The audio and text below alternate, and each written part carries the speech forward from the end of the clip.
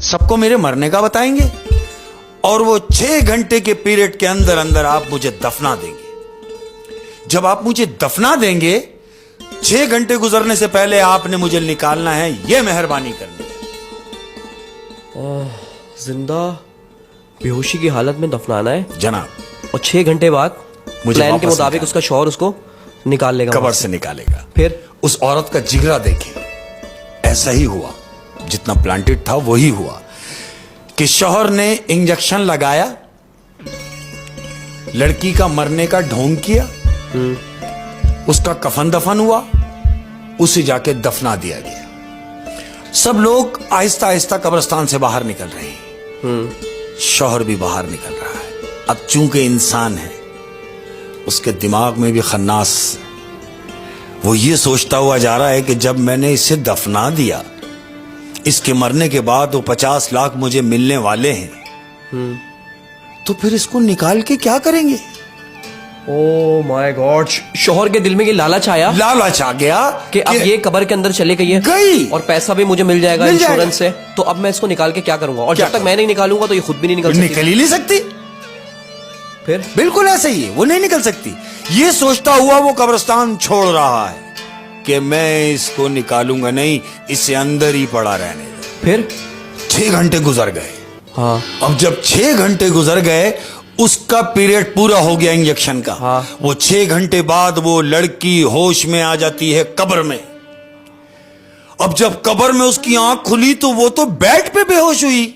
हाँ, वो कब्र से आवाज लगा रही है कि कोई है जो मुझे यहां से बाहर निकाले। वो तो कब्रिस्तान है। तो वो इंजेक्शन का असर खत्म हुआ और वो कब्र से चिल्ला रही है कि मुझे बाहर निकालो। बिल्कुल।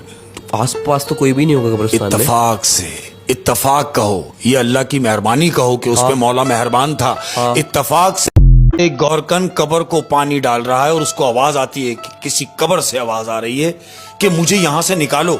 अब चूंकि वो गौरकन है, वो दौड़ता हुआ कब्र की तरफ जाता है, तो वो देखता है कि ये कब्र तो ताजी है, आज की है, इसमें से आवाज आ रही है। तो वो आवाजें तेज तर होती चली गई कि मुझे निकालो, मैं जिंदा हूं, मुझे निकालो, मैं जिंदा हूं, ये आवाज आई। ये कि मैं जिंदा हूं, खुदा के लिए मुझे बाहर निकालो।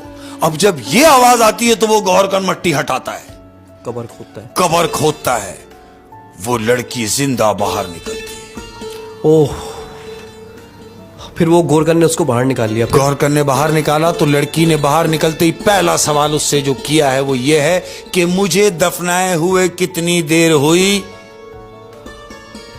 गौरकन उसको टाइम बताता है, वही 6 घंटे 6.5 घंटे पहले का। अच्छा, कि आपको दफनाए हुए अभी तो 6 घंटे गुजरे हैं, बमुश्किल 6.5-7 घंटे हुए हैं, अभी आपको दफना के गए। फिर अब वो लड़की जो ये इंतजार कर रही है कि उसका शौहर आएगा, क्योंकि टाइमिंग थी बंधी हुई कि तुम मुझे निकालोगे, वो कब्रिस्तान में बैठ जाती है अपने शौहर के इंतजार में। 6 घंटे, 8 घंटे, 10 घंटे, वो रात गुजरी, उसका शौहर नहीं आया, क्योंकि उसके दिल में तो लालच आ चुका है। लालच आ चुका था। अब जब नेक्स्ट डे हुआ है, जैसे ही दिन क्रॉस हुआ है, वो लड़की अपने घर जाती है, जिस घर से उसका जनाजा लेके निकले हैं लोग। वो लड़की अपने घर जाती है और सीधा अपने बेडरूम में, जो उसका बेड था वहां, उस हालत में वो बेड पे लेटती है जाके, कफन की हालत।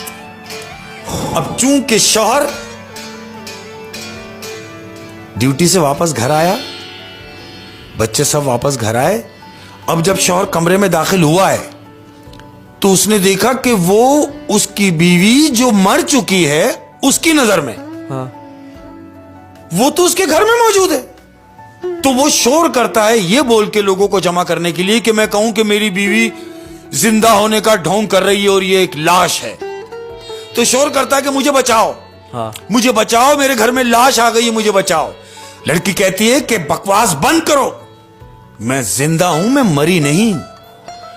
और चूंकि मैं समझ गई हूं तुम्हारे दिमाग को और तुम्हारी चाल को कि तुमने सारी रात गुजरने दी और मुझे कब्रिस्तान लेने नहीं आए, जबकि मेरी और तुम्हारी कमिटमेंट थी कि तुम 6 घंटे बाद मुझे निकालोगे। अब आदमी क्या, हाँ ये तो थी, मुझे माफ कर दो। कहती है नहीं, ये इस बात का अजाला नहीं है कि मैं तुम्हें माफ कर दूं। तुम्हारे लिए सिर्फ इतना ही काफी है कि तुम्हें कुछ नहीं मिलना, तुम्हें कुछ नहीं मिलेगा। मैं आज सारा कुछ जाके पुलिस में ये बताऊंगी कि ये सब ढोंग था, ये मेरे मियां का ढोंग था, ये मेरे मियां का प्लान था। अगर तुम अपने वक्त पे आ जाते और मुझे ले जाते तो आज तुम्हारी जिंदगी कुछ और होती। चूंकि तुमने मेरे साथ फ्रॉड किया, उसने लालच किया, अब तुम्हारी जिंदगी कुछ और होगी। ये है लालच। हो शेख साहब,